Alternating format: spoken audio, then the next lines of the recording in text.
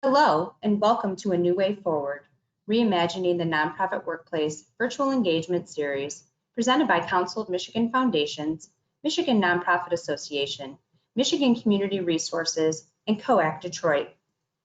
This engaging and interactive multi-part series is designed to provide guidance to nonprofits throughout Michigan as you consider re-entry into the workplace. Sessions are grounded in equity and designed to balance the exploration of legal, HR, and financial requirements, as well as ways to strengthen team culture, redefine the workspace, and realign to mission. Today's session is Planning for Your Nonprofit's Financial Health. I am Kelly Kuhn, Vice President of Michigan Nonprofit Association, and I will serve as your host and moderator. Before we begin, we want to express our appreciation to anyone returning from our past sessions, as well as extend a warm welcome to those joining us for the first time.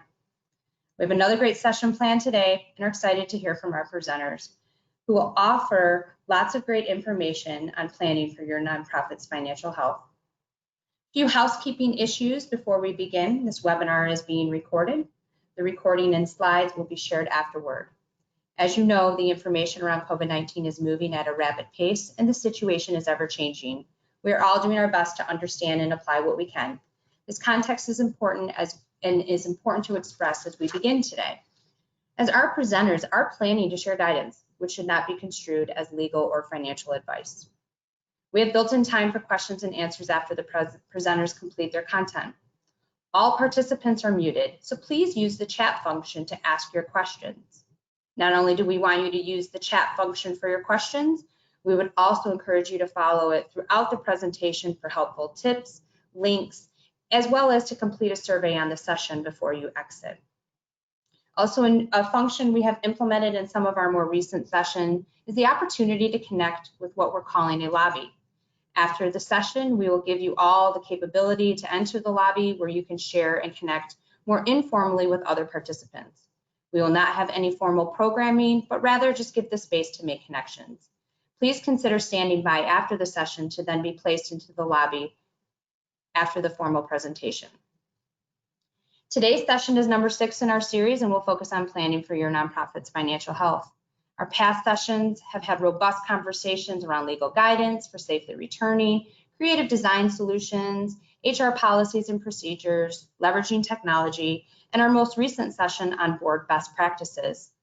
We also have a few more in our series and they're up on the slide here. One in particular that I think would be of interest based on some of the content shared today is the upcoming one on mergers, collaborations, dissolutions, and transfer of assets. Now for today, we are joined today by a dynamic group of presenters who have prepared some great information and are prepared to not only share their professional experiences, but also plan to provide insight into their own personal experiences as board members and volunteers with a variety of nonprofits. I'd like to introduce those presenters now. Our first presenter is Paul Trulich, president and founder of Apparatus Solutions. Paul has had a successful career in many finance and executive leadership positions in both the profit and nonprofit sector. In 2001, he became the CFO of Detroit Renaissance, where he led not only the administrative functions, but also key programmatic areas for the nonprofit organization. Having a passion for both community impact and entrepreneurship, in 2010, Paul launched Apparatus Solutions to provide accounting, finance, and talent development services exclusively for impact organizations. As the founder and visionary of Apparatus, Paul has used his extensive experience to provide a strong foundation for nonprofit and impact organizations throughout Michigan. Following Paul's presentation is Katie Thornton, a partner with Plant Moran. Katie is a technical leader in Plant Moran's professional standards department. Katie keeps organizations up to date on accounting developments and helps them respond to industry challenges and changes. Katie has worked primarily with public universities, private and community colleges, and other not-for-profits. Katie makes frequent presentations to clients, boards, and industry observers about technical standards issued by authorities such as the Governmental Accounting Standards Board and the Financial Accounting Standards Board. Katie is also on the finance committee chair for the Impressions 5 Science Center, a children's museum, and the Lansing Symphony Orchestra. Our final presenter is Thomas Lynn with Miller Canfield. Thomas Lynn is currently the chairman emeritus of the firm, following nearly 8 years as the chief executive officer and 20 years as a managing director. In those positions, he used his substantial administrative experience in directing all aspects of the firm's professional and business operations. He is deeply involved in civic and philanthropic activities in Detroit, serving on the boards of numerous businesses, community, and charitable organizations. In this service, he is active in advancing the greater interests of the state and region. Recently, he has concentrated on encouraging pro bono legal services within the firm and the legal community at large, and working with the Michigan State Bar Foundation is increasing resources available to the legal service providers within Michigan. Please join me in welcoming Paul, Katie, and Tom. Also, before we begin, I just want to mention that in addition to providing content, our presenters will also engage collectively in reflecting on the information shared, as well as respond to questions from all of you. Again, we ask that if you have questions, that you please put them into the chat box. Now to begin our presentation. Paul, we'd like to start things off with you. Thank you, Kelly. So you can start the slides. As Kelly mentioned a little bit about apparatus, the next slide is fine. We're focused exclusively in the impact/nonprofit sector. We've been around for about 10 years, and we are the accounting departments and HR departments for many impact organizations throughout the state. We've had the great fortune of working with many organizations throughout the community and really appreciate the work. Next slide, please. So just to kind of level set everyone on understanding financial statements and why they are important. I look at strong financial health as a gateway into strong organizations. Strong organizations provide quality programs, and quality programs make an effective solution and an impact in our community. So certainly important to have strong financial statements, but also to understand your business model. And when we look at our business models, we typically fall into two financial reports: the income statement or statement of activities and our balance sheet. While strong financial organizations have many characteristics, a few of the ones that percolate to the top are reliable revenue.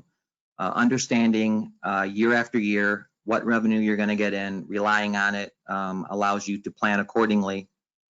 And then having consistent surpluses and reserves, avoiding those high peaks and valleys. Obviously, if you have a consistent surplus, you're able to put away money, build up reserves, and then with those reserves, you can handle when sudden changes happen like we are in right now. The balance sheet is really a snapshot of your assets and liabilities. And so liquidity is something we talk about a lot. Many organizations like to measure their liquidity as how many months of liquidity and cash we have to cover our expenses.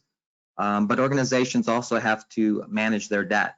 And so the balance sheet is where we have any lines of credits or loans that we have on our books.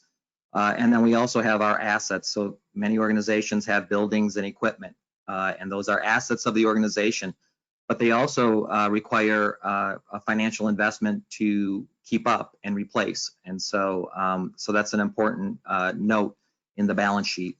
And then our net assets or net unrestricted asset is really what we own, the cash and assets that we own freely for our organization. So I just want to kind of level set those things for each organization. The next slide shows some ways that we measure the various pieces of the income statement and balance sheet through liquidity, reliable revenue, debt coverage. Full cost coverage is an important way to measure your organization because it incorporates not only your expenses, but things like debt payments and capital replacement, and also the cash flow, the working capital that you need as revenue comes in, perhaps stagger throughout time. Fundraising as a percentage of your total revenue, and there I'm not talking about the act of fundraising. I'm really talking about, what makeup of your revenue is earned income, interest income, and what piece of it you have to go out and raise every year. You have to fundraise for. And then cash flow from operations, your ability to generate ongoing consistent cash through your normal operations. And so these are statements that you hear people say ways of measuring where you are as an organization. Next slide, please. And so your income statement, your balance sheet, those are all rear view looking statements. They're very important. They've told the story of where you've been and where you're currently at. But an important part of what we're talking about now and what happens in uncertain times is you need to know where you're going, that view out the front window. And that's where forecast, projections, scenario planning comes in. And it really provides the ability to plan and make critical decisions now, knowing what's going to happen in the next 3, 6, 12 months. I wrote down a couple quotes here that I researched on people who have done scenario planning, because it's probably not an exciting thing to do necessarily. And if your financial or if your organization's in difficult financial position, it can be scary. But many people out there think it's a great process to go through. So some of the quotes I looked up: forecasts allow you to rehearse the possibilities of tomorrow. It empowers your organization to take courageous actions, and it enables new ideas and opportunities to take root and spread. And so it can be a informative process and really allows you to potentially transform your organization. And so if we go to the next slide, there are different ways of doing scenario planning. We break it down really into 4 main buckets, which we drill down into deeper, but these all feed into your eventual financial forecast and plan. So going into the first one, and I will say, and it probably goes without saying, but there are no silver bullets and no secrets that we will unfold, but it really is about a process, a deliberate process to look into the organization. And some may be uncomfortable with that, but the great thing about financial information is it doesn't lie, and the numbers kind of speak for themselves. So next slide, please. So the reason we're all in business is to make an impact, and measuring that impact is an important thing to do. A lot of analysis and discussions on how to measure impact. Some of the ways to measure it from a financial standpoint as it relates to what it costs to deliver the impact in your programs is easy. Others can be more difficult and nuanced to measure. But certainly going through a process of measuring the impact that you make and your programs make, and prioritizing those on obviously highest yield and greatest impact. Once you've done that, next slide, you can really drill into each program design and the delivery of your services. And so taking a deeper dive into how we deliver our programs, utilizing technology. I'm sure many organizations have had their program delivery flipped on its edge during this COVID timeframe, and we've had to be innovative and look at different ways of delivering that program design. And we should be looking at it as obviously supporting the mission, but ways to do it more effectively and efficiently. And here are some of the questions that kind of prompt that deep dive into program delivery. Then we kind of, the next slide, we'll talk about leveraging resources. And I think Kelly mentioned there'll be a webinar following this one that dives deeper into leveraging resources as far as mergers and shared services and consolidation goes. I've got a lot of experience with leveraging resources, especially before I started Apparatus. I think it was a great model for many to follow. We had 4 organizations working together, all about the same size, 8 to 10 employees at the time, and many of the same funders. And so we went to those funders and asked if they would be interested in supporting us for a shared office environment. And based on their support, we were able to co-locate 4 organizations in a shared office space. And while we saved some money, I think there could be a misnomer with shared services. I don't think the greatest benefit is just reducing costs, although you hope to certainly reduce some costs, but it really is buying up on better services. And so, for example, This was in the time of servers and not cloud-based, and each organization struggled with their IT technology. But collectively, 4 organizations invested in a higher level server that was able to be parsed, and a much higher IT system was invested in. We also had a receptionist and an office manager who individually each organization couldn't afford or really didn't need, but that person runs the office. And we also had shared conference rooms, shared copiers, shared postage machines. So we really found a lot of efficiencies in doing it that way. And then just the anecdotal peer-to-peer learning. You know, we all sit in the same lunchroom and talk about things, and there's a lot of those types of benefits in co-locating. And so I'm a big proponent of shared services. We'll definitely drill down on that later. But when done correctly, I think it can be a win-win for everyone. Next slide. And so once you've looked at the impact of your organization, you've drilled down on the program delivery, you've looked at where you can share things, you've got to cost all of that out and look where you can find additional support and where you can cut expenses or enhance shared services, shared expenses. And so on the revenue side, we've talked, I think it's important, and if you haven't already, I'm sure you're going to be talking to your main funders. If there's anything good about the current environment, everyone's in it together. And so our funders are certainly aware of what's going on, and our banks are aware of what's going on. So talking to any lenders, to the funders about ways of either unrestricting some restricted dollars or being or fronting some of the grants that perhaps were due later in the year. Those are things that everybody should be doing with their main supporters. On the expense side, next slide, please. We talked about pricing out that work you did on the impact and the service delivery and leveraging resources. You know, for most organizations, their staff is their largest expense, and I would say their largest asset.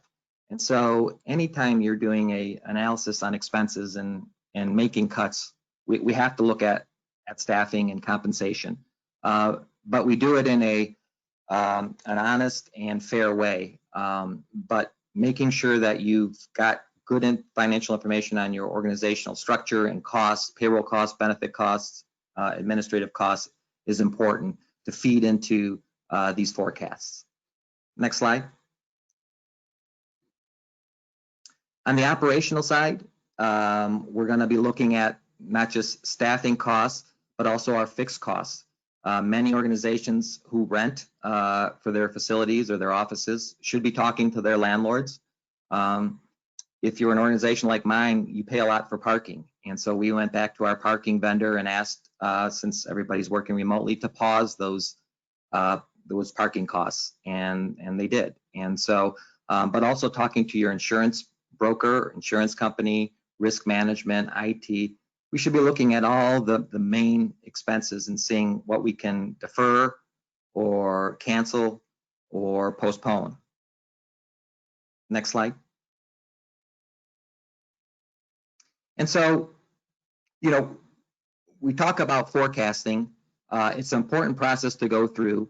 Being prepared when you go through that process is really important. So know where you're currently at. I am sometimes surprised at how many organizations really don't have a good hold on where they're currently at as far as their cash position goes.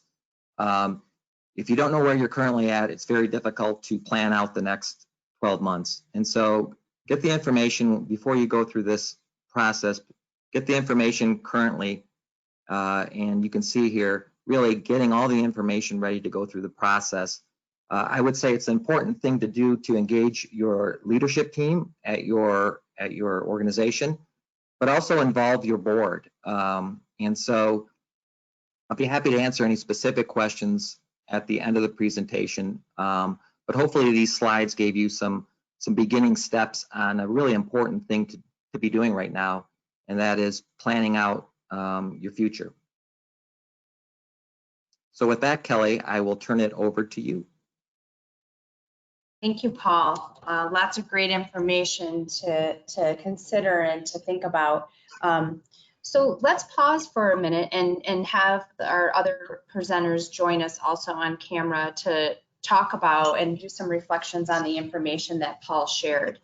And so, as you know, as all of you are thinking about the nonprofits that you are involved or engaged with, in any of the ways that we talked about in all of your experiences, what are some of the conversations you all may be having among your clients or your boards? Are we seeing any trends that we saw Paul share, and some, would love to hear some additional insight of things that you're hearing from the field or experiences that you have. Great, Kelly. I'll pipe in first. So I have had some experiences both with clients, but also on the boards that I serve in the community, and really it just has been so challenging. There's been an increase in communication with board members, committees. I'm sure finance committees are working pretty hard right now. All of Paul's comments about forecasting and looking ahead are very critical at this point. One of the things that we were talking about earlier was just kind of a change in mindset on the forecasting. I think clients and organizations are typically used to preparing budgets on a 12-month basis, and it might just be very difficult to project out for 12 months at this time. And so some of the organizations that I'm involved in are really looking at a 3-month budget or forecast, and then kind of multiple iterations of scenarios that could happen, whether or not the organization has shut down fully, or kind of retooling from in-person events to online activities instead. Just really kind of looking at a flexible forecast model to get through these really challenging times.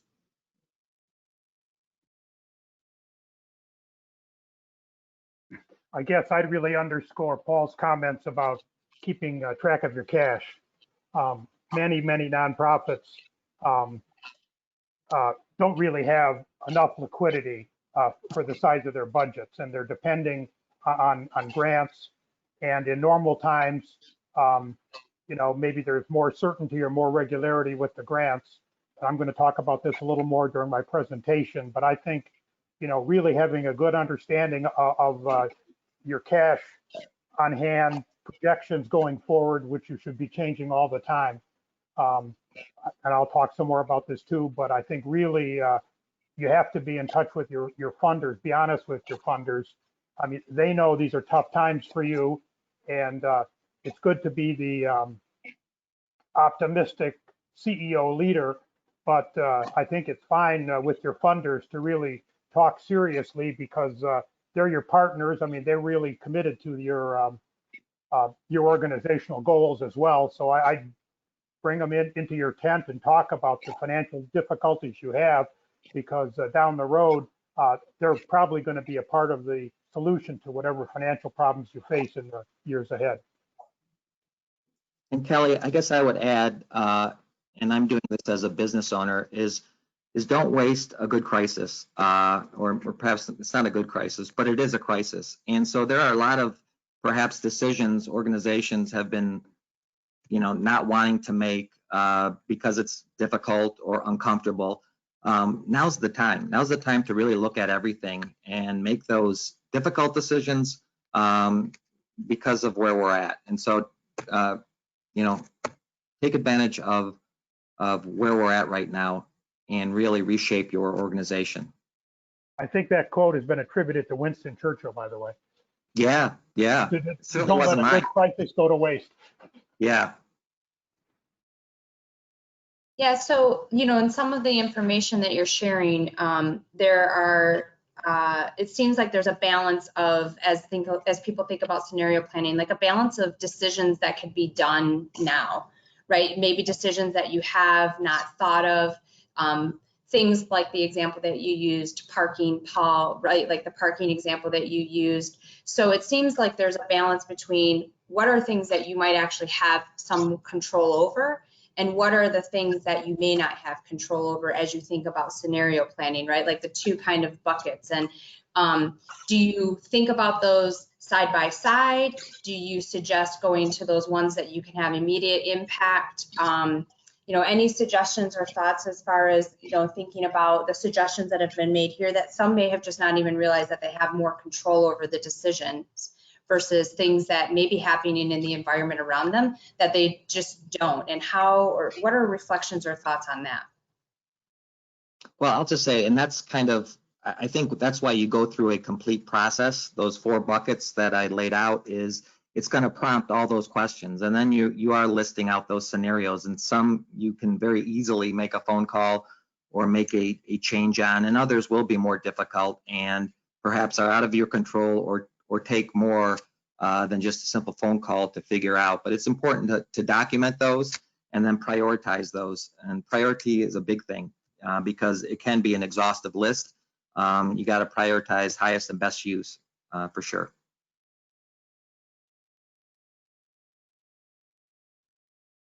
Thanks. Kelly, real quick, a pipe in just to support. I agree with all of those comments. And I do think that it is important to sort of bifurcate your expenses between the fixed cost and the variable as part of what Paul was just talking about, and really understanding, and that might help you as an organization kind of understand which expenses you can control and which you might be kind of stuck with, or if you have to kind of be a little bit creative in working with those vendors or those commitments. Great, thank you for that. One other kind of reflection, I know we've talked a little bit about that, and some of it's been provided in the responses that you have given here. What are you seeing, or are things specifically that are inside or outside influences that our nonprofit leaders participating on the webinar should be looking out for? Like, is there other things that, maybe again, as they're, head down, focused on day-to-day, focused on program delivery, focused on the health and well-being of their staff, focused on the fact that they are burning out, like all of those things are happening. What is that nugget or two to kind of pull their head up and say, as it relates to the financial health and the, looking through the, the forward windshield, what are some influences and things that would be helpful outside and inside? Well, I'll say, and I think we're going to talk more about some of the things that are available, whether it be PPP or other CARES Act stuff. It's almost information overload with some of that stuff. And so I talk to a lot of organizations who are just putting their head back down because there is so much out there and you can be beaten over the head with it. So having a central point to go to, I'm a big proponent of that, and I think M&A has done a great job of bringing all the information together in a clear, concise way. That's important. So not being overloaded with everything that's out there. That's not necessarily a nugget, but it is important to have your kind of go-to organizations that can funnel all the information that's out there. I also think talking with your peers or associations that your not-for-profit might be a part of can also provide just some strategy. If there's not competition there, those are great resources to hear what others are doing that are successful, and that might give you some ideas of things to be innovative and try at your own organization. For sure. And then again, as I mentioned earlier, you've got to be talking to your board. I know a lot of CEOs and executives don't like to bother their board, but truly that's what they're there for in times of crisis, giving you support. And many board members serve on multiple boards, and so they can be a great resource for best practices. Great suggestions and really good nuggets. Thank you. And of course, participants, we want to hear from you in addition during these kind of reflection opportunities. So the best way we can do that is having you submit your questions that we can ask on your behalf, which you can do through the chat function again, but also to increase the interactiveness of this webinar. We do have a couple polls that we want you to participate in, and we want to launch our first poll. So that will pop up on the screen here in a minute or a second. And so Are you currently experiencing financial distress or financial uncertainty during the effects of the COVID-19 pandemic? Please select one of the options. We cannot trace the polls back to any one of you, so please feel comfortable offering and providing your perspective and answering our polls. This is the first of a couple that we'll do throughout the presentation, but we'd love to just get a temperature read and really understand where those of you in the audience are at. So we'll give it a couple minutes for you all to populate the poll, and then we'll just get a better sense of where our audience members are at.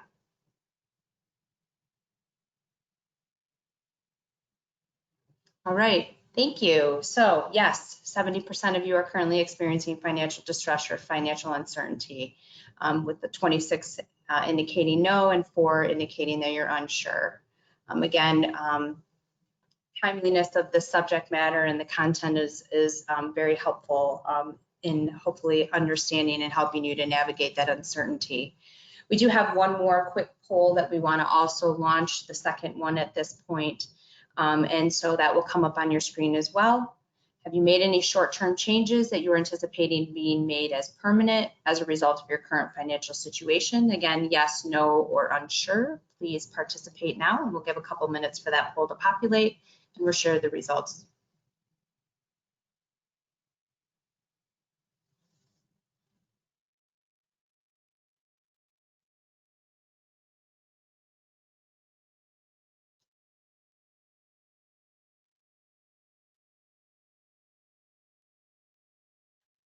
All right, those results should be coming forward here. All right, yes, okay. So again, appreciate that you're participating and giving us a sense of where you're at as it relates to this sensitive topic. So 60% have responded yes, 24% indicating no, and a 16% indicating unsure at this time. And again, we mentioned this in the intro, this is just an ever-evolving situation, but we do appreciate you all providing your content and your responses there. So we're going to now take a look to Katie's presentation, where she's going to provide some other additional information for us as well. So Katie? Great, wonderful. Thanks, Kelly. And appreciate everyone's feedback and sharing your stories about what's happening and those questions. I know the last several months have been very challenging. All kinds of impacts and unexpected ramifications of kind of the state's shutdown, and then all of the piecemeal of getting back to work. And I know many of us are still working from home, still required to work from home, and really just trying to kind of make your way through all of these changes. My session is a little bit more maybe not the most exciting of our topics today, but there's still a lot of different programs that are available out there. And then I will also talk a little bit about things to think about related to your upcoming audits, or if you're going through an audit currently right now as well. So all of the new legislation that's been released, I think, has kept many of us very busy, just really trying to figure out how the benefits work, and then also just understanding the strings attached with any kind of governmental program, understanding the allowable criteria, reporting requirements, and other nuances. So we'll I think, hit some of the highlights, but also some of the concerns and potential considerations that we're hoping that you are already thinking about, or if not, you'll begin to think about as we make our way through. So if we move to the next slide, I've just listed out a couple of the government programs. I'm sure most of you are very familiar with the CARES Act and the Families First Act. The PPP was a huge program, which I believe has had a lot of success, and many not-for-profits were able to take advantage of the PPP program early on once the CARES Act was released. This is the loan program provided by the Small Business Administration that was really designed to provide that incentive for small businesses to keep their workers on the payroll. So, just a great benefit for the success of organizations as well as the employees staying afloat. Some of the nuances that we're starting to face now are the kind of considerations for forgiveness of the loans, if all of the criteria is met. And there's been changes, right? So I feel like as soon as we get our arms around the rules and all the requirements, the Flexibility Act was released, and it provided for some other nuances and extended time period as well. So many organizations are probably still working through those changes and making decisions, and then looking forward to the forgiveness process, which again has just been somewhat challenging with timing and availability and keeps getting pushed back. The one item I just wanted to point out though is there was a good faith warning that came out in May, and this was really maybe in response to some press that was out about organizations who took the PPP, and that the SBA gave this leniency period to return the funds if the organizations kind of revisited the eligibility criteria and determined that it was really not the right fit. But one of the things that we are recommending for those organizations who have accepted the PPP is really to think through and document how the not-for-profit has met the original eligibility criteria to even accept the PPP loan kind of at the start. So a couple of considerations is, looking at what kind of reserves the not-for-profit might have available and how liquid were those reserves at the time. We do understand that a lot of not-for-profits receive donor funds with restrictions, and those are, a legal requirement to spend the funds only in accordance with the donor's wishes. So that would be maybe part of that documentation as well. Other things to think through and document, would your organization, the not-for-profit, had been in a position to furlough or substantially reduce compensation without the PPP loan? Had the not-for-profit lost substantial funding or contributions during the sheltering period? Or maybe on the flip side, was there an increased need for the not-for-profit services during the time period for the loan, which could produce a financial need as well? One of the other areas that has gained some ground as well is whether or not there was access to an available line of credit, or if the not-for-profit applied for a line of credit but was declined. That is also support for the eligibility for the PPP loan. And then other considerations might be if there's access to additional funding from like a parent organization or a sponsoring organization. Overall, documenting all of these items and in preparation for the SBA forgiveness process and for the auditors too, especially if you're a June 30 year end, is critical. The CARES Act also went on to offer some other benefits for organizations. The employee retention credit was one, as well as payroll tax relief. And so the employee retention credit was a refundable tax credit against certain employment taxes equal to 50% of the qualified wages of the eligible employees during the time frame after COVID was officially announced on with a March 12th date. And this is through January 1st of 2021. And so the challenge here, though, is that the not-for-profit still has to demonstrate either a full or partial suspension of operations or a significant decline in gross receipts. So again, more hoops to jump through. And a couple nuances that have been posted on the FAQs from the IRS is that a not-for-profit cannot claim this credit and also participate in the PPP. And the not-for-profit cannot use the same wages for the employee retention credit as there's while if they're also obtaining the credits from the sick and family leave, which is under the Families First Act. So the FAQs that have been posted are very beneficial, and if you haven't been out there, I recommend going out and having a look. Payroll tax relief, this is a common relief that we're seeing too, this deferring of the 6.2% of the Social Security portion of FICA.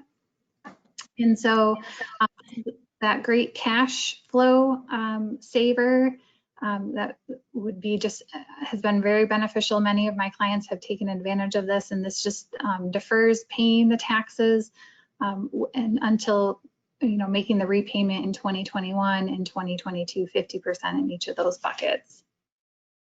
Just quickly on the Families First Act, this essentially has expanded and extended the paid sick and family medical leave benefits to eligible employees under certain employers related to if they do contract the COVID-19 or if they're taking care of family members with the illness as well. However, as part of the act, there's a refundable credit. That's a dollar for dollar credit up to certain maximums for making the payment of those sick and family medical leave benefits. But there is, again, a documentation requirement there. Support for the employee needing to take the leave needs to be retained, as well as the employer's documentation supporting the calculation and then the reported related filings.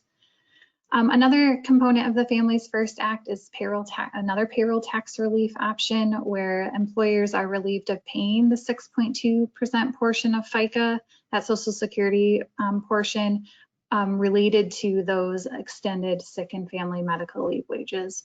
So even though the requirement to pay those has been extended, there's some relief on the refundable credit in the payroll tax component. Overall, though, a significant amount, lots of information out there. Utilize your audit firm and your legal support for kind of making your way through and taking advantage of those if you haven't already. All right, next slide. A little bit of a silver lining because also in response to COVID, the Accounting Standards Board have delayed implementation of new standards. So both the FASB, which is for not-for-profits, but also the governmental side, the GASB also have issued deferrals in order to provide relief to organizations. The two most significant standards that we've been talking about with our clients, our not-for-profits, are revenue recognition and leases. And so this will provide some relief for the next year. It extended these standards for a year, and depending on if you've already implemented or not, maybe there's not a benefit. But many of my own clients have not yet implemented, so this was a significant time saver. Revenue recognition specifically provides a whole new model for revenue recognition of fee-for-service or exchange revenue. And then on the not-for-profit side, if you have significant operating leases, there's a change on recording those. And those leases are the ones that are traditionally only disclosed in the footnote. And the new standard would pull those onto the balance sheet as a liability and an asset. So good news there. You can defer that review and implementation. I did just want to point out also there's a new contribution standard, so expanded guidance on recognizing gifts and donations and grants, or a majority of grants. And this one has not been extended, primarily because FASB believes that this is just a clarification and that we hopefully won't see a significant impact. But I do recommend, if you receive gifts and grants, to be working with your auditors and review that new standard, because it could impact timing of revenue recognition, and it does expand disclosures for conditional contributions to be added to the footnotes. All right, next slide, please. So audit considerations, as I mentioned earlier, I'm sure the last thing that you really want to think about is your financial statement audit. And we completely understand that. I mean, it's just a very challenging time. We've been helping our clients with decision making and really trying to make the way through all of the changes to operations and making some of those kind of hard decisions as well. But unfortunately, audits are still required. We haven't seen really any relief on the audit side. So a couple of things we just wanted to point out. The first is the virtual audit approach. And so we've been conducting audits completely remote at Plant Moran since the middle of March. So our office is shut down, as probably most of you have, and we are continuing to perform our audits completely virtually through today, and really we're expecting through the next several months, or if not longer, depending on the situation. And what we've found is that, over the years, we've started to receive most of the audit support electronically. But now, of course, we're really relying on much more to be provided on an electronic format. We've moved to video calls to discuss questions and getting a little bit creative on obtaining that audit evidence, maybe through screen sharing to look at the system that our clients are pulling up and providing that support. So there might be a little bit of strategy that you might be wanting to discuss with your auditors if you have not already, especially if you're a June 30 year end or a 9/30 year end, getting ready for that. We do miss the in-person contact, but really have found this working together, kind of everyone's in the same boat, has been very successful. And so we're hoping that that will continue to be the case as we move through the fall months moving forward. Of course, internal controls, I really couldn't get through a presentation where it relates to audits without mentioning internal controls. These are the checks and balances at the organization that really help to minimize opportunities for errors and omissions. They're also designed to identify small issues before they become big problems. And then really, one of the main things we talk about internal controls is to reduce the risk of intentional fraud. So with the shutdown and many organizations moving to remote, we're expecting to see changes in processes and controls. Maybe an organization relied on paper documentation as a primary source in the past. You might have moved into online banking or ACH payments for the first time if you hadn't been doing those already, and then figuring out how to approve transactions remotely and documenting it. And so a couple of the key areas that we consider in internal controls is maintaining appropriate segregation of duties. And that's really ensuring that the initiating and approving functions are segregated between two people. And then the second kind of other critical area is maintaining that documentation of approvals and reviews, where maybe that was just done on paper in the past and then filed away in your office. And so a couple things that we're seeing our clients do is moving to electronic signature. Several clients, and including Plant Moran, we also use DocuSign, which maintains that support, but also printing and scanning. So printing out a report and signing off and then scanning it back so it is retained within your files is also sufficient, and potentially even considering just an email documenting what you've reviewed and that you approve it could also be an option as well. A couple other areas of audit risk that we're working through right now. The next one is the PPP loan. So if you've received the PPP loan and you're a June 30 year end, forgiveness hasn't been awarded, which is the best support for recognizing revenue for the PPP. But the discussion really comes from the not-for-profit having options. FASB and the EICPA have talked through two options, either recording as debt or as revenue, as I just mentioned. But it really depends on the not-for-profit's interpretation of the conditions of the PPP.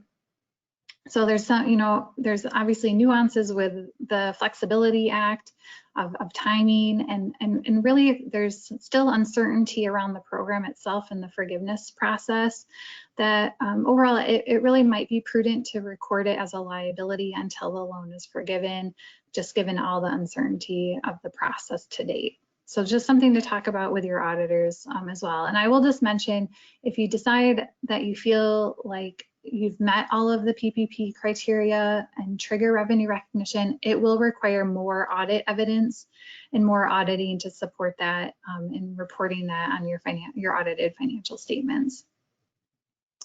The next item is valuation of alternative investments, and this really just depends on your investment portfolio. Alternative investments are those that don't trade publicly. These are hedge funds and private equity funds, and typically they're still regardless of COVID, are still challenging to audit and determine the sufficiency of the estimate, because sometimes there's a delay in financial information.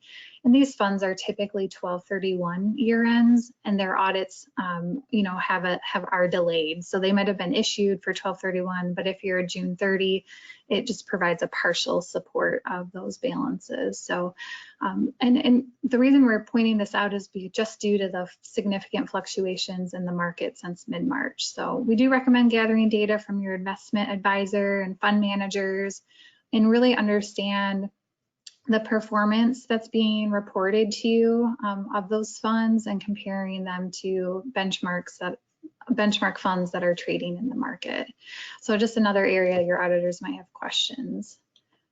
Going concern considerations is also being elevated. This is an auditor judgment assessment about whether or not an organization has the resources to continue to meet its financial obligations in the next year. And just based on everything that we've just talked about and the polling results, our scrutiny over going concern considerations has increased. So in many cases, we will see this be a topic of discussion with clients, with not-for-profit clients. And it really depends on how the impact of the coronavirus pandemic has what the overall result has been based on these economic disruptions. So auditors might be asking for a little bit more information. Those cash flow projections that Paul covered and suggested will also provide some support, and then other changes or upcoming decisions that the not-for-profit is considering to make it through the upcoming months and year. And it's possible that your plans, and we refer to them as management's plans, that's sufficient to overcome substantial doubt about the not-for-profit's ability to continue. And there just might be expanded disclosures, but we are expecting to see more going concern opinions and disclosures and footnotes for not-for-profits, and in general, many other organizations across the country. The final audit consideration is the disclosures within audited financial statements. Really during all of 2020, we are seeing COVID disclosures in the footnotes of not-for-profits and other organizations. I think it's especially critical for not-for-profits because your information can be made public. A lot of times you publish your financial statements on your website, and financial information is pretty public for your donors and grantors, and they would want to understand the impact of COVID to your organization. So we're just recommending a kind of an informational disclosure about the pandemic, and then specific impacts to the not-for-profit, such as revenue, compensation, investment valuations, debt, for example, the PPP, operating in a remote environment, cancellation of the events or the shifting to virtual. And then if you've received any other funding through the CARES Act, for example, that we'd recommend disclosing that as well. But it's really a chance to describe the impact and then any significant responses to these challenging times. All right, next slide. The last several slides just overall are really meant to be informational, but I just wanted to mention these next three. So this first slide right here is talking about increased and new funding. Some of the CARES Act programs, grants, additional grants that have been awarded could trigger a single audit, which is a compliance audit where the auditors have to review grant requirements. And that's really triggered when an organization spends over $750,000 of federal expenditures in a fiscal year. And we listed out some types of federal awards on this slide for your consideration. And then on the next slide, like I said, there's been some published information about these CARES Act programs and whether or not they're subject to uniform guidance, which again triggers the single audit requirement. And so this slide shows those that we know about today that are subject to those additional compliance audit requirements. And I will just point out for not-for-profit, I think we are seeing the disaster assistance loans, the EIDL, and those loans are subject to this requirement. So if that's over $750,000, then that would trigger a single audit if your organization has not received one in the past. The next slide is a list of grants and programs that are not subject to uniform guidance and therefore do not require a single audit. And you'll notice that the PPP loan is on this list, which is wonderful for auditors. So, and the reason for that, we believe, is because the SBA will be involved in that forgiveness aspect. So it will be looked at in one way or another. It just will not be subject to that deep dive into compliance requirements. The next two slides, I'm not going to walk through them, but I did just wanted to provide some examples about how a process might have changed due to COVID. And it provides sort of a gap assessment about controls and whether or not you're able to conduct the process remotely or not. And this is focused on journal entries and posting those journal entries. And so the red boxes are, where there's potentially a gap or an improvement that could be made if it's manual, for example, and the green would be a positive control that's put in place. But it basically walks through on this slide and the next slide sort of a step-by-step process about how an organization could document segregation of duties and approvals related to making manual journal entries. And that's all that I have covered, prepared for the group, and happy to take any questions that have come in. Great, thank you, Katie. Wow, lots of great in-depth information. And I know you put the caveat out before you even started that we know audits aren't something that probably many even want to consider and think about. But to your point, as we think about this, timeline that we've been in since COVID, we've had that beginning phase of that, everything happening, all of that relief that came and all those opportunities and decisions that people made at that point in time. And then now we're kind of catching up. And not only are we catching up, but in the midst of all of this, many who are on and participating in this webinar are going to be subjected. Their budget sizes are large enough. They're going to be subjected to this process from an auditing standpoint. So I appreciate that you have highlighted some of the relationships between decisions made at one point in time that may have impact moving forward. But curious to know, because it also feels like in some of the slides that you provided, and of course, Tom and Paul, please feel free to join us as well to provide a response. But I guess a question that I have is, it feels like in some ways, and some of the things that you pointed out, that preparing for the audit or going through the audit process may be a tool to be thinking about scenario planning. Do you feel that's the case?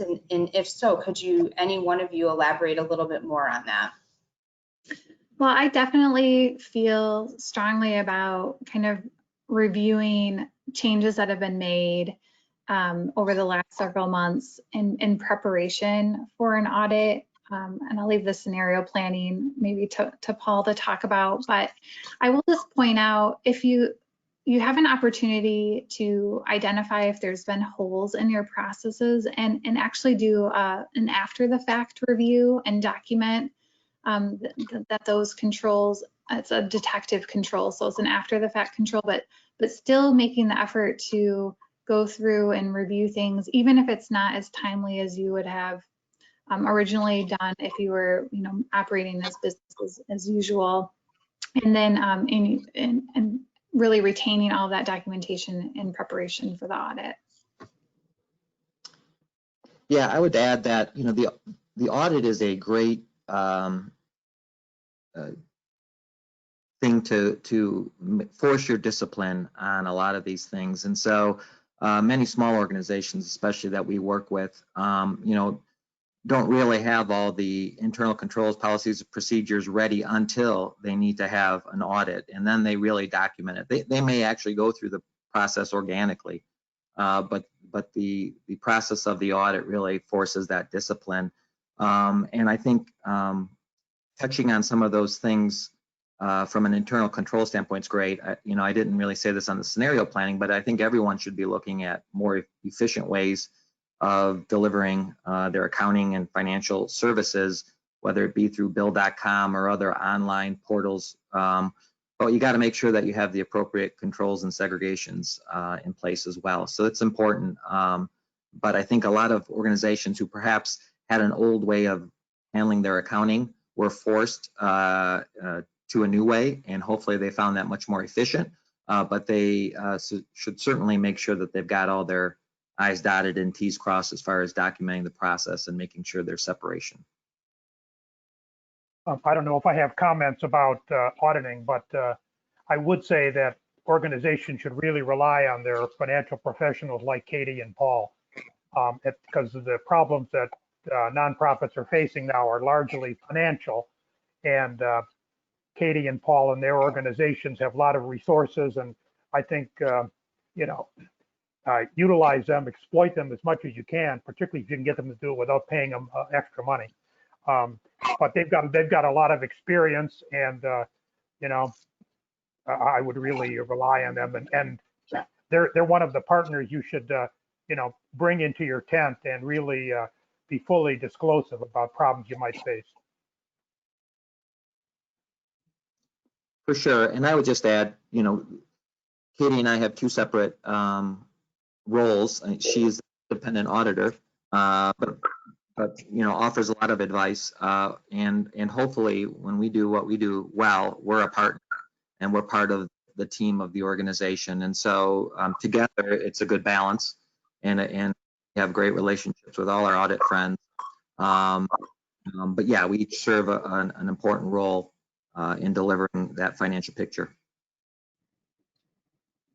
So I think that that's a great point of helping people really think about anybody who's helping to support their financial house, right? Whether it's somebody who's providing some day-to-day management and support, whether it may be somebody who's coming in for the first time to help with the financial scenarios and planning, or also the ongoing relationship that you have with an auditing firm. Can any one of you kind of speak to, again, more specifically, or offer any tips for how they can leverage that partnership? Katie, you mentioned it a little bit in your presentation around that you're engaging in conversations differently as a result of COVID. Can you shed some light on, what any one of you, not just Katie, but a little bit more about the types of conversations people should be comfortable having with their auditors and other financial professionals to be able to help support in the end what's best for them from a scenario planning and financially as far as how they think about the future. So to Tom's point, that they're leveraging everybody that they already have access to, but thinking about it maybe differently or getting more comfortable than what they've done in the past. Kelly, I think that's a great question. I mean, I think I pride myself on being a trusted advisor to my clients. So I like to talk to clients all year long, have that relationship, and be a partner to help with when changes are happening versus waiting and just really, doing the compliance and after the fact audit approach. That's not really bringing any value. And so having these conversations as organizations are going through them is very valuable, I think, for us to be able to understand what's happening and then offer advice that will help them be more prepared for an audit or an SBA forgiveness application and so forth. So I think having kind of frequent, honest communication. I'd like my clients to come with really any scenario and we can work through it together. I think it's better to be proactive and plan together, or even if they made a decision and then weren't sure and we talk about it and we come up with kind of a corrective action or additional considerations, it's definitely feels more valuable for the client, and we don't really want to do a gotcha as part of the audit. We don't want to find any issues during the audit. We want to have a successful approach on tackling the changes. Yeah, like anything in life, communication is such an important element, and the three of you touched on it. It is, with nonprofits, the information is transparent, right? You're going to file a 990, you're going to have an annual audit, and so there's really no benefit in hiding. And so the sooner you bring in partners, whether it be your audit firm, legal firm, your CFOs, your boards, to help solve the problem. And I've been on boards and finance committees where the auditors have made some recommendations, and really, when you view it as a useful tool to improve your organization, it's an important way to get better. And so you're right, it's not about gotcha. It is about the overall benefit of your organization. I was interested to hear Katie talking about fraud. And in my life as a board member and as a leader of my own organization, I've been involved in situations of employee fraud. And I know of several nonprofits in the past who really died because of employee fraud. And those were normal times when we were in the same offices every day. So I'm sure a lot of the procedures, the virtual procedures we're putting in place are going to create opportunities that we had never imagined for fraud. And of course, we all have enough financial difficulties, and we don't need the loss of our precious resources through employee fraud. And I think also a number of our employees are probably struggling given the financial environment we're in. So I would probably put a pin in trying to be mindful of potential fraud for all the nonprofit organizations out there. I think that's a great point, Tom, and certainly is a great segue as our attorney and one with legal experience, although I know that in this particular conversation, thinking about financial scenarios, there's not necessarily a lot of legal ramifications, but I do think that you bring up, at least that come to mind around kind of the ins and outs from a financial standpoint. But I do think that the comment that you made, brings to light definitely some things to be thinking about. So I think this is a great opportunity for us to segue into your thoughts and your presentation. So we're going to cue that up now for you to share with us. Okay, thank you very much, Kelly. First of all, I'm a longtime lawyer at Miller Canfield, Paddock and Stone, and commercial lawyer, but also I've served on a large number of nonprofit boards, and currently I'm the chair of a large nonprofit board, and I'm the treasurer of another. I've counseled often on a pro bono basis a number of nonprofits, and have had an involvement with a lot of nonprofits, particularly a number in the city of Detroit that have served the community in the city of Detroit. So from that perspective, I would say that a lot of nonprofits are going to struggle a lot, and maybe we can look at the first slide. A good percentage of the nonprofits, I think, are not going to survive 2 years, and it's a combination of a lot of things. First of all, COVID has really changed our world. Financial needs have increased with requirements for COVID, and many of us who rely on external funders find that they have increased need for their funds. They also may modify their funding priorities, which will affect adversely some organizations out there. A lot of these issues are primarily financial, but they have some legal aspects to them as well. There are a lot of free legal resources out there. I mentioned Michigan Community Resources, one of the sponsors of this seminar. They actually have a mandate to provide pro bono legal services to nonprofits throughout Michigan. So if you're looking for a pro bono lawyer or some advice, you can call Michigan Community Resources. Their website link is in the materials. Maureen Krasner is the head attorney at Michigan Community Resources. She's a wonderful attorney, a lot of experiences, and very client-oriented, and I'm sure she'll be able to find you some legal help. Michigan Community Resources also has an extensive library of legal resources that have been prepared by attorneys from our firm and other similar firms. A lot of them are in the employment area, but in other areas as well. So feel free to use the free resources that Michigan Community Resources has, and they're available to nonprofits, but really they're available to the general public, and a lot of them are also applicable to for-profit entities. So if any of you live in the for-profit world, MCR is still a good resource. I would say also my firm, MillerCanfield.com, has a lot of resources which are free to the public. particularly in the employment area, a lot of the family leave issues, a lot of issues with respect to employees you can find helpful, and I think understandable resources for the employment issues you might face. But use those resources. At Miller Canfield's website, you can sign up for free email alerts, and you can pick the area where you want to receive them. You can cancel anytime, but if you want to receive employment alerts about things that change in the employment area, you can sign up and you'll get free email services and alerts when things change. So look to the next slide.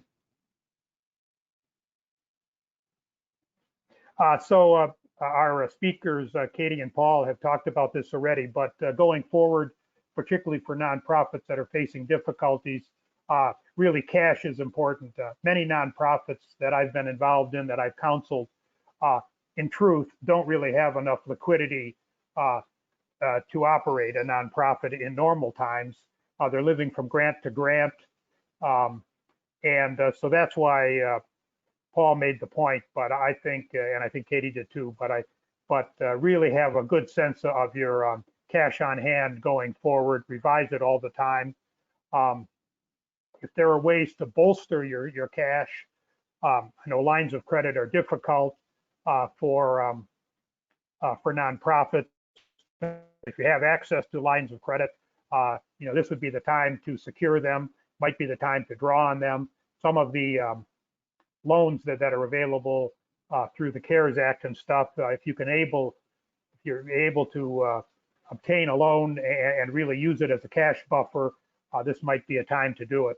And I know a lot of nonprofits have not accessed loans in the past, but if you're facing cash difficulties, this would be a time to do that. If you have a funder, a board member who is a deep pocket, this might be a time to talk to a board member.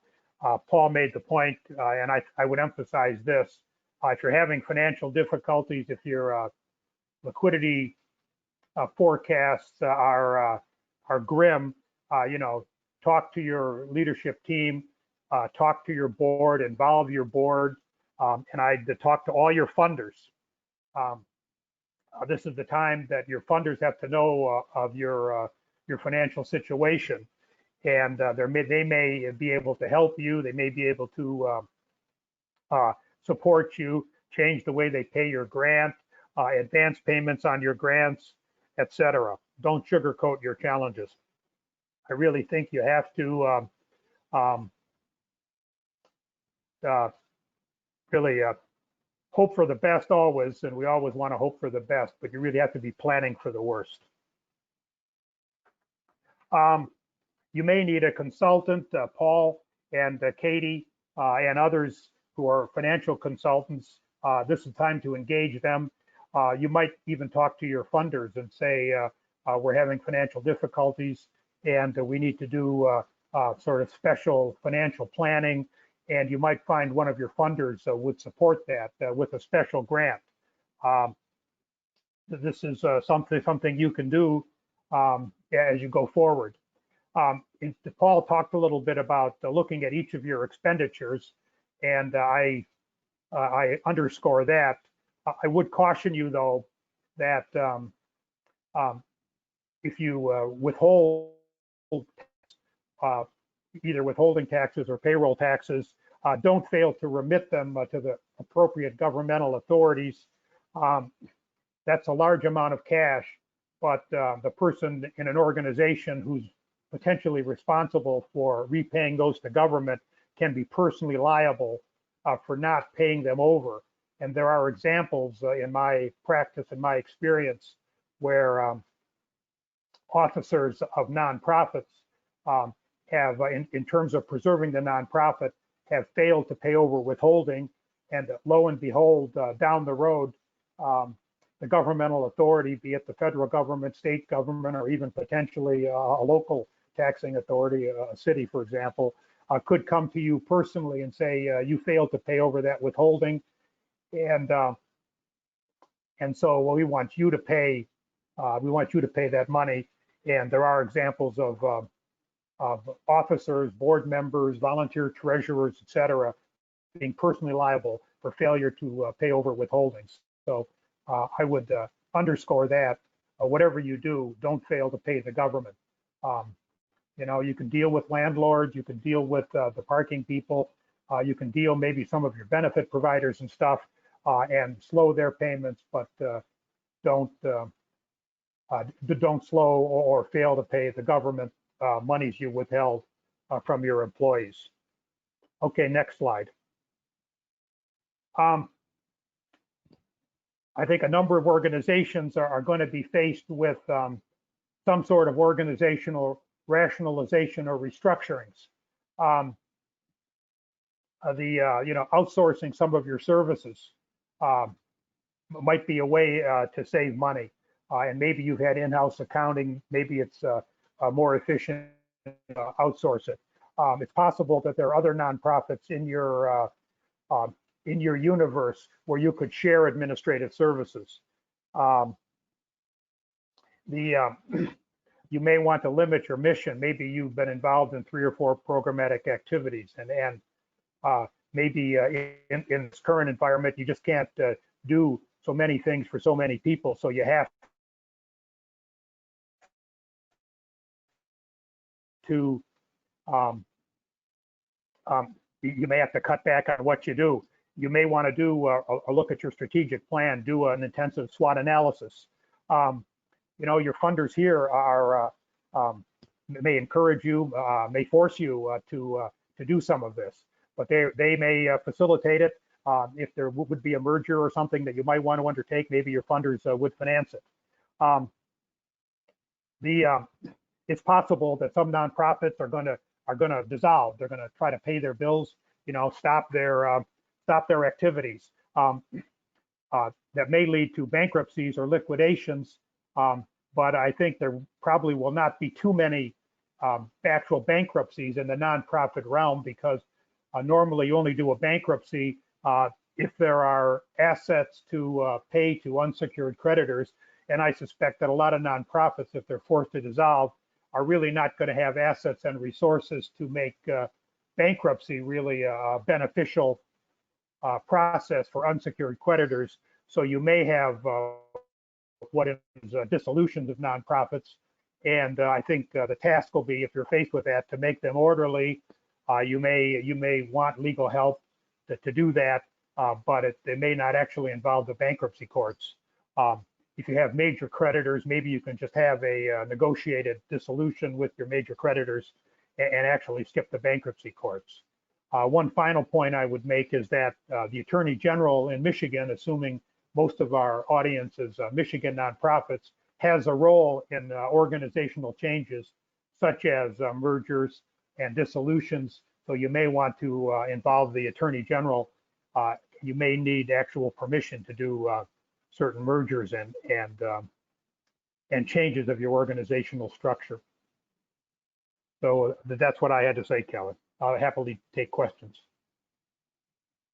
Thank you, Tom. Appreciate that. All good, helpful information. And again, hopefully our participants can see kind of the sequencing of today's presentation to really be, you know, laying some groundwork on, you know, the things and the important components of the financial planning, and then taking that into account as you think about upcoming things like the audit and other ways to partner and utilize, you know, the relationships that we have, but then also thinking about, as Tom pointed out, you know, there are legal ramifications and things to be thinking about, and unfortunately, there may be hard decisions in the horizon, and it's important for us to have some of that information kind of top of mind as it relates to scenario planning and thinking about that and the likelihood that that is one of the scenarios.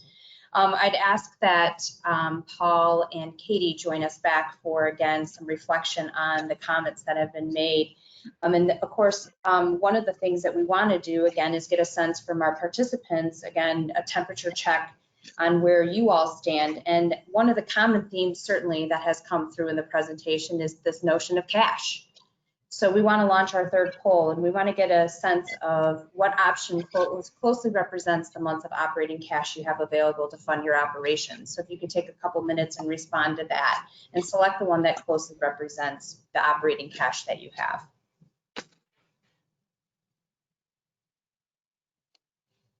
And we'll give a couple minutes for you to populate that, and we'll pull up the results so everyone can see. And Kelly, while we're, if you don't mind if I chime in here. Go right ahead. But Tom, brought up the payroll taxes. Another area where we see a lot of people get into trouble is spending restricted dollars on unrestricted programs and operations. And so that's something to be very mindful of. It's sometimes not easy to know exactly what your restricted dollars cash is compared to your unrestricted, but while some organizations borrow on a timing basis, there have been some that unfortunately have spent down restricted dollars, and then that really starts kind of spiraling the organization. So just be mindful of the difference. Yeah, I think that's a fair point. Of course, in effect, the restricted cash from a donor is a contractual obligation. And the risk is that the donor is unhappy and they might have some legal remedy. But if you're an organization that's really facing, a financial crisis, that they're not going to be able to probably recover from the officers or the board of the organization personally. So, if I was the CEO and my choice was either closing the doors or spending restricted cash improperly, I might do that. But I would not fail to pay over to the U.S. government payroll taxes that I withheld. I had a case a few years ago where a volunteer treasurer of a library in northern Michigan was trying to manage a dissolution of a nonprofit library and failed to pay over $100,000 of withholdings. Library disappeared. They sold off the books, and 2 years later, the IRS came and claimed $100,000 from the retired volunteer treasurer of the library. Yeah. So be warned. For sure. And Katie was plugging her ears when she heard spending restricted dollars, but right on for that. Kelly, can you pull up those statistics? I don't think we saw them very well, but I'm not saying as a lawyer I'd advise you to do that. But no, I know. This is a practicality. Well, this seems encouraging. Go ahead, Paul. No, these numbers look encouraging, I think. Yes, definitely. And appreciate everybody providing that insight. Any thoughts, as we look at the poll results, or comments, additional comments and thoughts to the information that Tom presented, or any thoughts as Tom was presenting that came to you? I want to give a chance for any of the other presenters to respond to that. Well, Tom's right on. It's interesting. Back in 08, 09, when we went through our financial crisis then, there was a lot of buzz about, organizations closing and having to shut down, and, 33% of the sector is going to go out of business. And that didn't really happen. And I'm not really sure why, but I think some organizations tightened their belt, others found a way to make it happen, and some did perhaps merge or reduce their scope. But I don't think we're going to get away with that again this time. Unfortunately, I think the effects are a little bit deeper and wider ranging. Well, I think too, at least in Southeast Michigan, we are blessed with having a robust philanthropic sector. A lot of foundations, really one of the legacies of Detroit's wealth in the early 20th century. And I think a lot of the foundations committed themselves in a dramatic way to supporting the nonprofit sector, particularly in the underserved communities in Detroit and in Michigan as a whole. And I think a lot of that helped a lot of the nonprofits who are our audience. The foundations, they probably cannot do that again to the same extent. And also, I think a lot of foundations may be changing their focus. People are talking a lot about diversity, equity, and inclusion. Maybe that's going to be a focus. So if you're a nonprofit that's really working in that realm, maybe this is a time to increase funding. But if you're in a different realm, maybe some of the funding that you had enjoyed in recent years may be redirected in another way. I think, like anything else, sort of the foundation community goes through phases, and, things are sort of topical and popular. But these are tough times, and I think we're going to have a serious recession, and I think the old saw about Michigan, when the U.S. has a recession, Michigan gets pneumonia, is probably looks to be true again. Mm-hmm. I have seen a lot of success, maybe piggybacking off of Tom, your comments, where donors who have previously given restricted gifts have been really open to converting them to operational support, just in general, to keep the not-for-profit alive. And then maybe later in future, we'll get back to the restricted gift purpose. I've also seen on the two boards that I serve on, both are kind of arts and cultural with in-person events, and the community really has stepped up and continued to support both these organizations, even though they're closed or not performing. And we feel really great about that for now, but that's not the best business model, right? That we're going to continue to rely on the community to keep us afloat. I mean, eventually we'll have to either get back to normal or some sort of new normal in order to continue long term. Well, this is really part of being open with your funders. And of course, every organization is unique. Some have institutional funders, foundations, and so forth. Some have the general public. Some have a collection of people of means. But I think you have to strike the right balance of being optimistic about your future and also realistic about your needs. And I was involved with an organization a few years ago that was having a severe financial crisis, and our CEO engaged the board, hired a consultant. We had meetings with our funders. These were really, lift up your kimono and show everything and talk about the challenges. And a lot of the funders did exactly what Katie just mentioned. We had restricted grants, and they said, well, we'll take the restriction off, so we didn't have to violate didn't have to make our auditor, blanch. But we got through it, and some of them even funded some of the interim needs of the organization.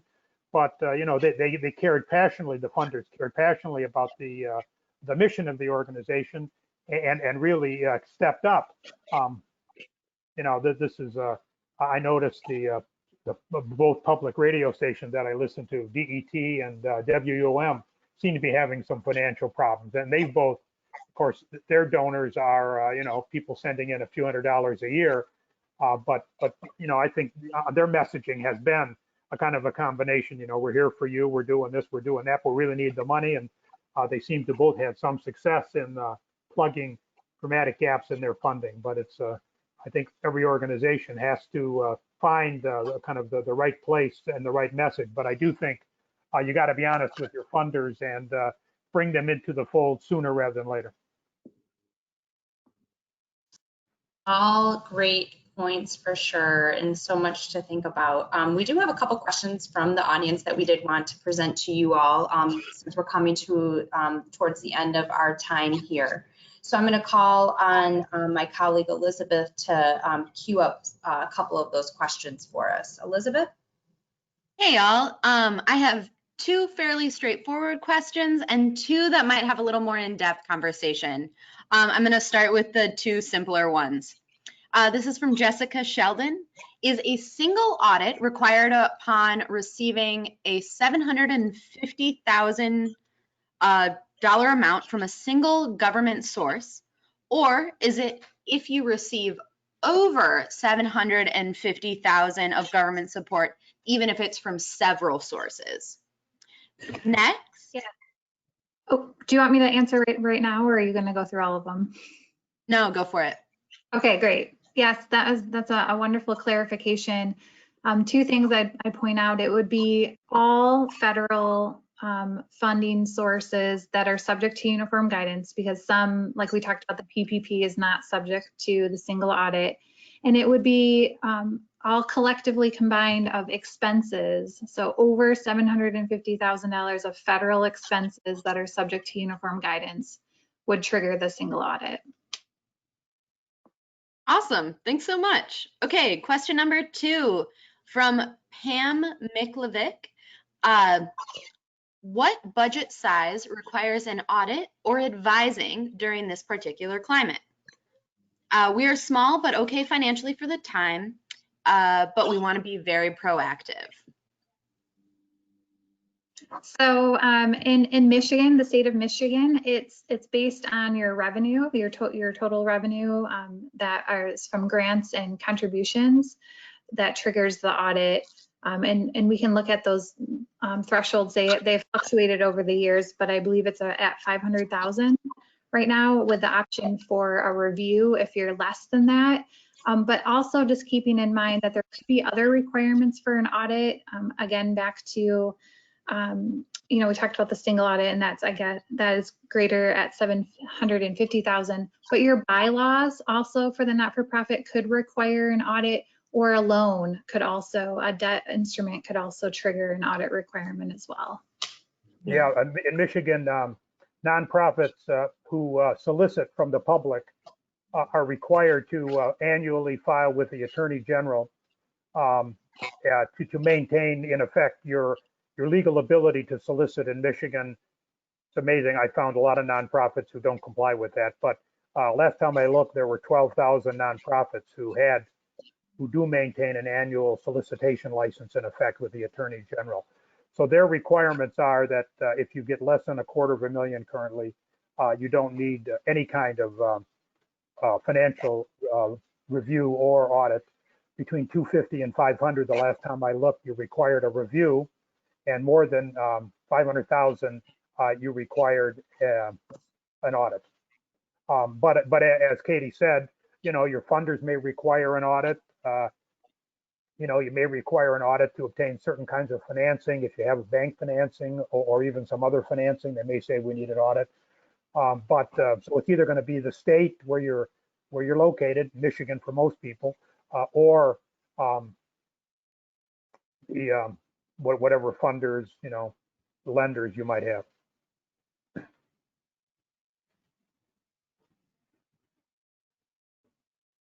Go ahead, Elizabeth. Okay, next question. This is from Stephanie Benedict. Is anyone considering Workshare through the state of Michigan to manage labor costs, or does anyone have experience with this program?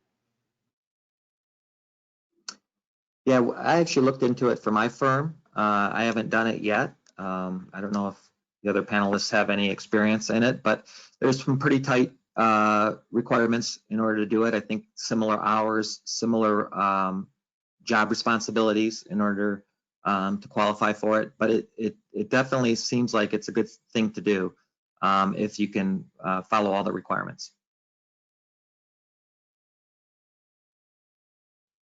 And coming up on one of our last questions, this is from Kate White. Any tips for fraud prevention in the virtual environment? Good internal controls reviewed by your leadership and your board, documented and followed. Those are the best. Making sure that CEO is reviewing the financial statements, board is reviewing your financial statements. We have a playbook that we roll out with most of our clients that has kind of that checklists, job matrix, authorities matrix, and timelines, and organizing it seems to do well with communicating it through top and bottoms of the organization. Yeah. Sorry, Paul. I agreed. I love that you're promoting the internal controls, and I would just say, a lot of times the frauds that everyone has talked about occur around cash and cash handling, and so those online controls are critical. Positive pay, the bank calls to confirm wire transfers, controls around setting up vendors for ACH payments are all critical. There's also fraud for financial reporting purposes, which is why we focused a little bit. I had those couple of slides on the manual journal entries, and that would be just to manipulate the financial results without any cash impact, but just to show a better bottom line is a risk too. So just managing and reviewing cash transactions, manual adjustments to the financial records is definitely a priority. And it's a challenge. Sorry, Tom, just real quickly. It's a challenge for small organizations, and that's often why we get the call at Apparatus, because we'll come in on a part-time basis. Many organizations don't need a full-time accountant or full-time CFO, and so it's a challenge when you're a small organization to make sure you've got appropriate segregation of duties. So anyways, Tom? Yeah, all I would say is with the employee frauds, excuse my spaniel, but anyway, the employee frauds I've encountered in my life, looking at them historically, they always look like obvious, we should have known it, but in the organization been involved, the procedure seemed seemed strong, and they passed the muster of auditors and stuff. My only thought is, if you have any sense that things don't look right, or if your monthly checking account reconciliations, something's wrong with them, don't accept any excuses. Get to the bottom of it immediately, because the longer you let these things linger on, the worse they get. And I didn't want to tell horror stories, but things can get bad pretty quickly. And I'll just quickly add, fraud doesn't always happen internally. It happens externally with organizations, people, finding your checks and fraudulently recopying them or something like that. So controls can help prevent all of those. There's actually a lot of fraudulent checks going on. I think Miller Canfield gets every month gets several calls about somebody that has found a copy of our checks and has tried to cash it, and so we've tried to go to mostly ACH payment.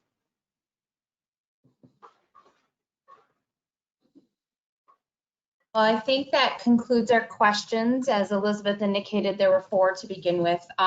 Just want to acknowledge and say thank you so much to our presenters. We also realize that in presenting this information, it's a lot of content. There's a lot of depth to it. There's several different pathways by which to be thinking about your financial health in the future. So we do want to launch from for our participants one more poll. And so it's appearing here, and that is, would you be interested in accessing technical assistance to support financial forecasting and scenario planning?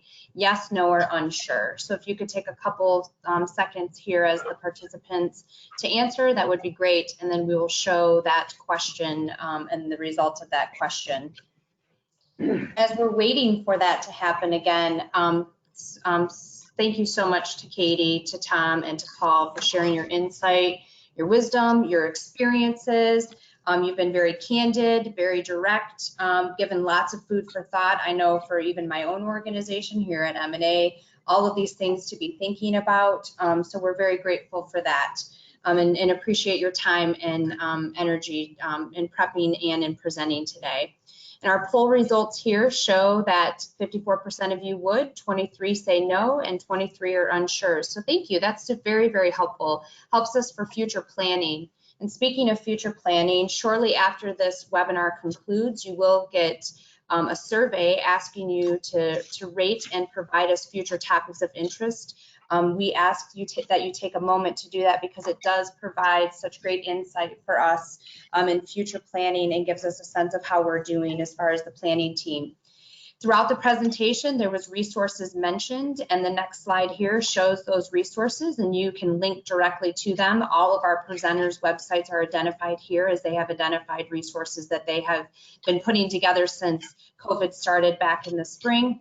Also, the hosting organizations are listed. And in preparing for the conversation today, we also wanted to share other resources in there as well. So again, upcoming sessions that we have, and some of that has been sparked in this conversation today. Our next session that's planned for September 10th is around mergers, dissolutions, collaborations, and thinking through that process. So if that has piqued your interest or is something that you are interested in, please join us.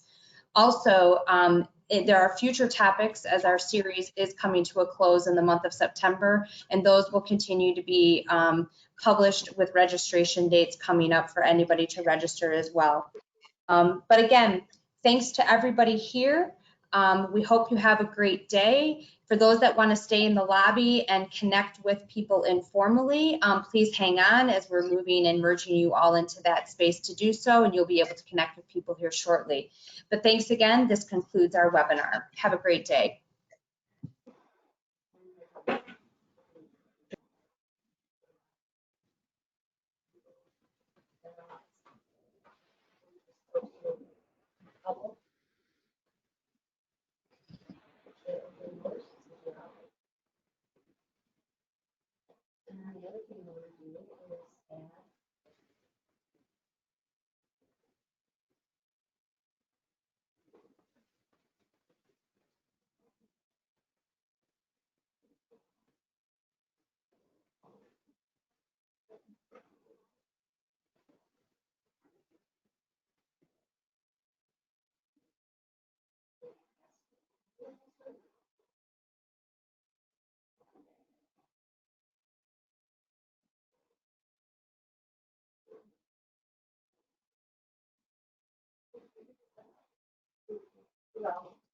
Wow, Erica, that was such a good presentation. Hi. I guess nobody wanted to be in the lobby.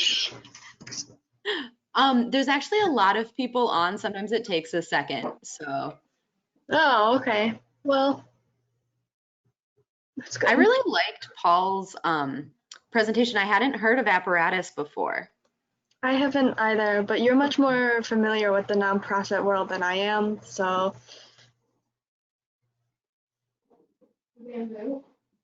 Yeah, that was pretty cool. It was such a different webinar than the previous one on boards. It was cool that there was so many things that were really cut and dry. Yeah, it was very technical, but a lot of good information, so I think it'll be helpful for other organizations to navigate going forward. Yeah, I thought it was really cool that I don't know, sometimes in the nonprofit world, I feel like everything is nuanced and everything is kind of in a gray area and there's so much like personal judgment involved. And it's kind of refreshing when things are very cut and dry. Yeah, I agree. Yeah. What were some of the highlights that stuck out for you? I think Katie's part with the auditing, just because I wasn't so familiar with that, so it was nice to learn and be able to see just kind of how to really go about that process.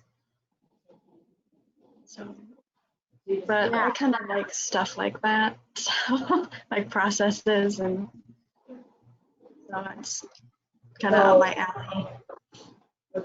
Yeah, that was really neat. Yeah. We had so many good questions. It was cool being on the back end. Problem is that yesterday, Yeah, that was good. she was really long email. Well, I think this gave me a lot to think about. I'm gonna head out and get on to my next meeting. So, But it was cool I have being to part of get an going audience. as well.